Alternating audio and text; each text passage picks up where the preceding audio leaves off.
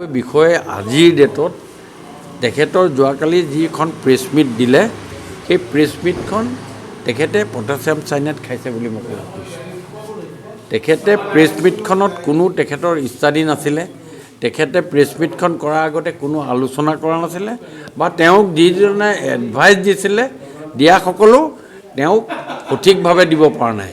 তাৰ কাৰণ এটাই যে যিখিনি কথা তেওঁ উত্তৰত দিব লাগিছিল সেই কথাখিনি আৰু মাননীয় মুখ্যমন্ত্ৰী যিটো প্ৰেছ মিটত এইটো ধৰা পৰিছে যে তেওঁ যিখিনি কথা কৈছে সেই কথাখিনিত কোনো সত্যতা নাই, কিন্তু মুখ্যমন্ত্ৰীয়ে যিটো চাৰ্জ আনিছে সেই চাৰ্জটো তেওঁ চুঙা চাই সোপা দিব পৰা নাই।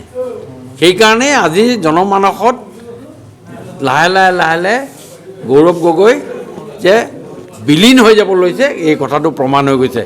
কাৰণ এটা উদাহৰণ আপোনাৰ চাওক, যেতিয়া তেওঁক ক'লে যে আপোনাৰ ল'ৰা ছোৱালীক এটা কথা যেতিয়া আহিলে বিদেশী ব্ৰিটিছ নাগৰিকত্ব দিয়াৰ কথাত, তেতিয়া কিন্তু তেওঁ সেই কথাটোত উত্তৰ সঠিকভাৱে দিব নোৱাৰিলে।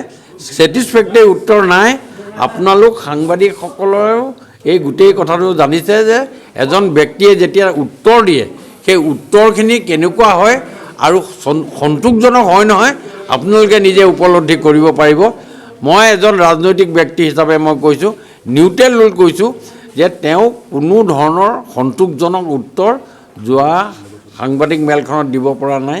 আৰু এটাতকৈ ডাঙৰ কথা, সাংবাদিক মেল এখন যেতিয়া আয়োজন কৰে, যিজন ব্যক্তিয়ে আয়োজন কৰে সেই ব্যক্তিজনৰ গোটেই কথাখিনি এড্ৰেছিঙৰ পৰা লৈ গোটেই কথাখিনি 90% তেওঁৰ কথা হ'ব লাগে। কিন্তু যোৱাকালি যিখন গৌৰৱ গগৈ এড্ৰেছিং আছিলে তাত গৌৰৱ গগৈ ভাষণ 30% আছিলে, বাকী গোটেইখিনি কথাই আমাৰ বেলেগৰ আছিলে।